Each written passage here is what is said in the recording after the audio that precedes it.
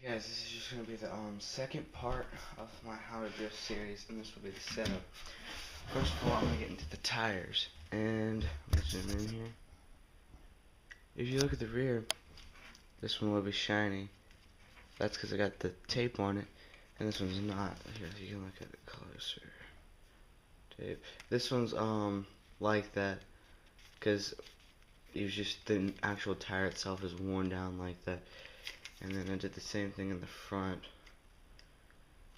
And if you want to drift regular tires, you gotta get them dirty. Like, I don't know, just put the tires in some dirt. Make sure they don't have their normal rover traction. As far as like normal drift, like the plastic tires you see that people recommend getting, those are okay. Those are good tires. The only thing is that like, I'm gonna go into it on my theory video, is that they don't have enough traction opposed to these. The only bad thing about taping your tires is that if you run on asphalt, it's gonna chew the tape on the rear out faster than the front, and you'll notice that when you go to drift, the rear will just push while the front will do nothing, because it can't steer because there's no traction up front, and traction in the rear, and it's just pushing it along. As far as your suspension setup goes, just try and make sure that the bottoms of the A-arms are parallel to the bottom of like a table or desk or whatever you're running on. Because like if you're running them and they're angled up a little bit, it's too low, and it's just hard to gain control of it. But if it's too high, it's hard to start a drift because it'll roll too much. So keeping it parallel, that's good.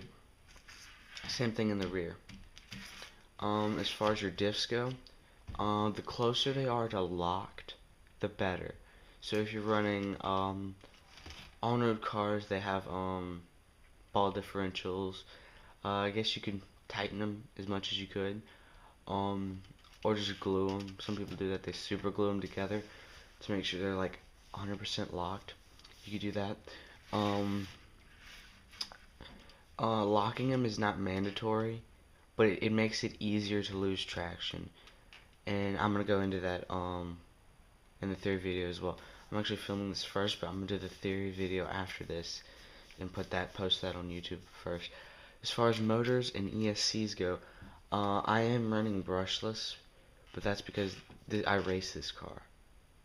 But brushless, the problem is it's almost too much power. See, I have a brushed motor right here. This is what came with the 18R. Just a little brush motor, and this is plenty of power to drift in. I just drift with my brushless motor instead. This ESC can handle both brushed and brushless motors, so that's a plus. As far as batteries go, look, I don't have any. I do have a nickel match, an NIMH battery pack. I have my racing LiPo, which is an 1800 milliamp 2-cell hard case, and then I have a Losi, which runs in the mini T's. And if you're running brushless, I would recommend using a nickel metal hide NIMH pack, because LiPo is just crazy fast. Like, this thing with traction can go like 0 to 30 in like 2 seconds. So it's unbelievably fast, and you don't want that much speed when just slowly drifting. Maybe if you're doing like long drifts, but not like slow figure eight around cones. It's just not necessary. Shock oils, I don't think it really matters if you're just getting into the basics of drifting, because like all that would affect is your roll, and you won't really roll if you're sliding to this side because you have no traction opposed to this side, which has the untaped tires. So shock oil, just run what you have. So yeah, that's about it. Oh, and servos. If you're running a servo, most stock servos that come in all cars is good enough, because they're not gonna have to fight. They're not gonna have a lot of strain on them, because the front tires won't have any traction and you're basically just steering on a smooth surface. But right now I'm running a high-tech servo, which is high torque and high speed for this car, which is basically a personal preference. I like that because you can pivot the car quicker because servo will turn faster for you. So that's basically it. As far as I'll get into camber and tow in another video, but yeah, that's about it that really matters, that can affect how you drift. Um, oh, if you're running off-road doing this, make sure that you have some super duper thick diff oils. And if you're running a center diff, don't even try.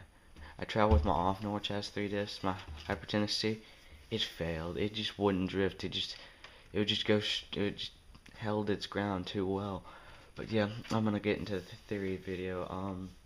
So if you have any questions at all, just post them up below on the video, and make sure you subscribe as well to see the next parts of the video.